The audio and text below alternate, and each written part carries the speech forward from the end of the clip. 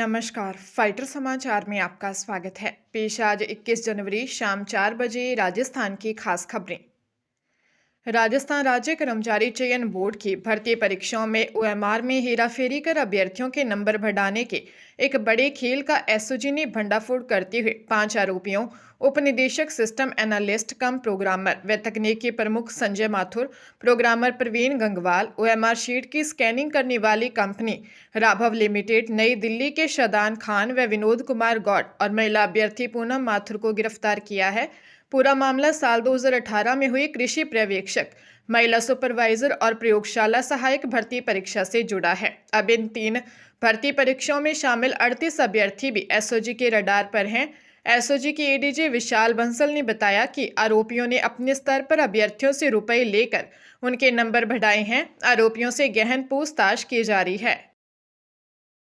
आवारा कुत्तों के मामले में कोर्ट के आदेशों की आलोचना करने पर सुप्रीम कोर्ट ने पूर्व केंद्रीय मंत्री मेनका गांधी को कड़ी फटकार लगाई और कहा कि उन्होंने अदालत की अवमानना की है। हालांकि कोर्ट ने अपनी उदारता दिखाते हुए गांधी के खिलाफ अवमानना की कार्रवाई शुरू नहीं की। जस्टिस विक्रम नाथ, जस्टिस संदीप मेहता और जस्टिस एनवी अंजारिया की पीठ ने कहा कि पूर्व मंत्री ने बिना सोचे समझे हर किसी के खिलाफ टिप्पणियां की हैं। मेनका की ओर से पेश वरिष्ठ अधिवक्ता राजू रामचंद्रन से पीठ ने पूछा, थोड़ी देर पहले आप कोर्ट से संयम बरतने की बात कर रहे थे। आपने देखा कि आपके मुवक्किल कैसे टिप्पणियां कर रही हैं।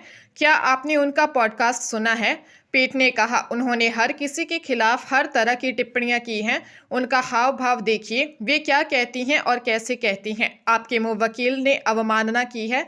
हम केवल अपनी उदारता के कारण इस पर संज्ञान नहीं ले रहे हैं। जोधपुर पुलिस ने फर्जी सिम कार्ड के जरिए लाखों की साइबर ठगी के एक अंतर्राष्ट्रीय गैंग का भंडाफोड़ कर 6 आरोपियों, 40 वर्षीय सिम डिस्ट्रीब्यूटर हेमंत पंवार निवासी नागौर, 24 वर्षीय सिम विक्रय एजेंट रामावतार राठी निवासी नागौर, 34 वर्षीय मोबाइल रिपेयर हरीश मालाकर निवासी किशनगढ़, 22 वर्षीय मोहम्मद शरीफ निवासी जोधपुर, 27 वर्षीय संदीप भट्ट निवासी लुधियाना और 25 वर्षीय सिम एजेंट प्रकाश भील निवासी जोधपुर को गिरफ्तार किया है और 4 कंबोडियाई नागरिकों के खिलाफ भी मामला दर्ज कर लुकआउट सर्कुलर जारी करने की कार्रवाई शुरू कर दी है। पुलिस आयुक्त ओम प्रकाश पासवान के अनुसार पुलिस द्वारा 5,378 सिम कार्डों की पड़ताल में खुलासा हुआ कि इनमें भारत में 1100 करोड़ रुपए से अधिक की ठगी की गई है। इनमें से 210 सिम राजस्थान से उठाई गई थी और राजस्थान में 25 करोड़ रुपए की ठगी हुई है। पंचायत और निकाय चुनावों को लेकर राजस्थान की सियासत गर्माती जा रही है। कांग्रेस की ओर से वीबीजी रामजी और एसआईआर को लेकर लगाए जा रहे आरोपों के जवाब में बीजेपी ने आक्रामक रणनीति अपनाते हुए अपने हरावल दस्ते को मैदान में उतार दिया है। भाजपा ने इस बार महिला मोर्चा और युवा मोर्चा को जिम्मेदारी सौंपी है, जो गांव ढाणी तक जाकर कांग्रेस के कथित भ्रामक प्रचार को बेनकाब करेंगे और सरकार की योजनाओं की सच्चाई जनता तक पहुंचाएंगे।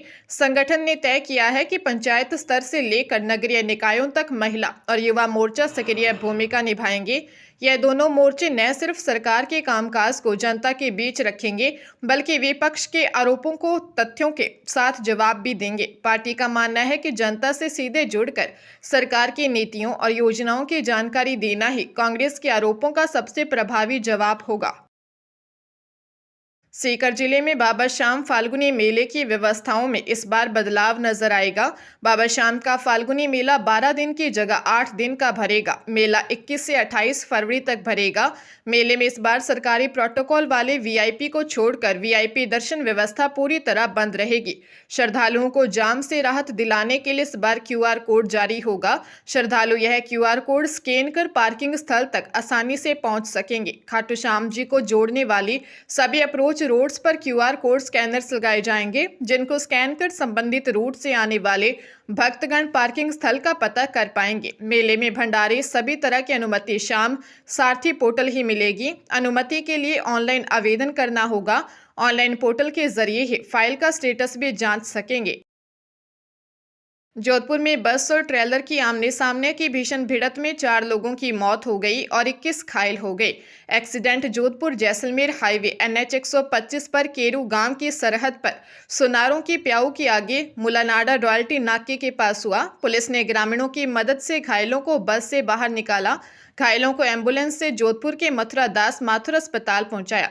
शास्त्री नगर थानाधिकारी जुल्फिकार ने बताया कि प्राइवेट बस में सवार सभी लोग गुजरात के अरवल्ली जिले के रमाना रूपण गांव निवासी हैं। वे रामदेवरा जैसलमेर में बाबा रामदेव के दर्शन कर गुजरात लौट रहे थे। बस में 47 लोग सवार थे। उन्होंने बताया कि हादसे में बस में सवार 50 वर्षीय रावल वीनू भाई निवासी साबरकांठा, 36 वर्षीय सुरेश भाई निवासी तालुकाड़ा अरवल्ली, वीनू मरोसा और जयेश मारोसा की मौत हो गई। पंजाब पुलिस ने राज्य को अपराध मुक्त करने के लिए ऑपरेशन प्रहार की शुरुआत की। अभियान के पहले ही दिन अमृतसर, मंडी गोबिंदगढ़ और शाहकोट में पुलिस और गैंगस्टरों के बीच मुठभेड़ हो गई। अमृतसर में 50 से अधिक आपराधिक मामलों में नामजद मनी प्रिंस पुलिस मुठभेड़ में मारा गया। वह 12 जनवरी को एक अन्य मुठभेड़ में घायल होने के बाद अस्पताल से फरार हो गया था। अटारी के पास हुई घेराबंदी के दौरान उसने पुलिस पर फायरिंग की, जिसमें एक एसआई बाल बचे। जवाबी कार्रवाई में वह मौके पर ही ढेर हो गया। वही शाहकोट पुलिस ने एनआरआई सुखचैन सिंह पर गोली चलाने वाले 2 शूटर्स को एनकाउंटर के बाद गिरफ्तार किया है। इनमें से एक शूटर के पैर में गोली लगी है। डीजीपी गौरव यादव के नेतृत्व में 12,000 पुलिस कर्मियों की 2,000 टीमों ने पूरे राज्य में 72 घंटे का यह विशेष अभियान शुरू किया है।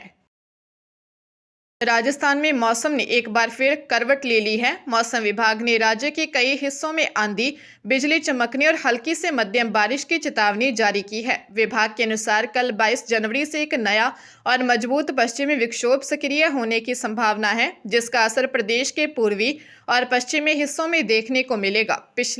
इसके चलते तापमान में उतार चढ़ाव, बादल छाने और मावठ की स्थिति बनने के आसार हैं।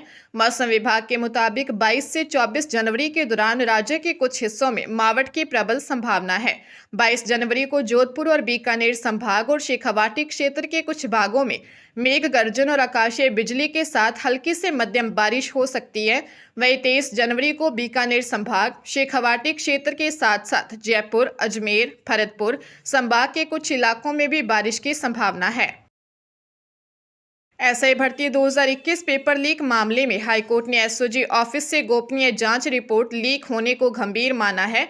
कोर्ट ने एसओजी के एडीजी विशाल बंसल को 2 फरवरी को इस संबंध में जानकारी देने को कहा है कि आखिर रिपोर्ट कैसे लीक हुई, क्या एसओजी का ऑफिस भी कॉम्प्रोमाइज हो गया। एक्टिंग सीजे एसपी शर्मा और जस्टिस संगीता शर्मा ने यह निर्देश राज्य सरकार व अन्य की अपीलों पर दिया। एजी राजेंद्र प्रसाद ने जांच की तथ्यात्मक रिपोर्ट बंद लिफाफे में पेश की।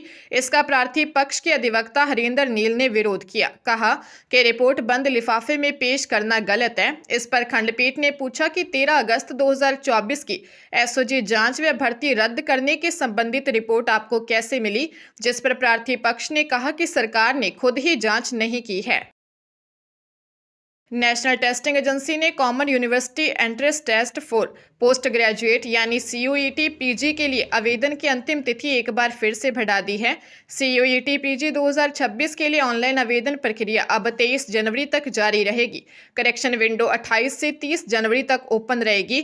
छात्र संबंधित कैटेगरी में संशोधन कर पाएंगे। जिन उम्मीदवारों ने अब तक आवेदन नहीं किया है, उन्हें अब अतिरिक्त समय दिया गया है। पहले रजिस्ट्रेशन की आखिरी तारीख 20 जनवरी थी। उम्मीदवारों की सुविधा को देखते हुए एनटीए ने आवेदन की समय सीमा बढ़ाने का फैसला लिया है। यह परीक्षा 157 विषयों के लिए आयोजित की जाएगी। यह परीक्षा देश भर के 292 शहरों में होगी। हरियाणा के फतेहाबाद स्थित महमदकी गांव में 18 जनवरी को हुई 28 वर्षीय जगविंदर सिंह की हत्या के मामले में पुलिस ने खुलासा कर मृतक के पिता अवतार सिंह और बड़े भाई तरनजीत को ही मुख्य साजिशकर्ता के रूप में गिरफ्तार किया है। मृतक जगविंदर अपनी प्रेमिका से शादी कर अलग रहना चाहता था और परिवार की 23 एकड़ जमीन में से अपना हिस्सा मांग रहा था। जमीन न देनी पड़े, इसके लिए पिता और भाई ने गांव के ही 2 युवकों को 1,20,000 रुपये की सुपारी दी। 18 जनवरी को जब गांव के लोग एक शादी समारोह में व्यस्त थे, तब हमलावरों ने खेत के कमरे में जगविंदर की हत्या कर दी। आरोपियों ने शुरुआत में पुलिस को गुमराह करने की कोशिश की, लेकिन सख्ती से पूछताछ के बाद अपना जुर्म कबूल कर लिया। जगविंदर की 5 महीने बाद शादी होने वाली थी। पुलिस फरार हमलावरों की तलाश कर रही है।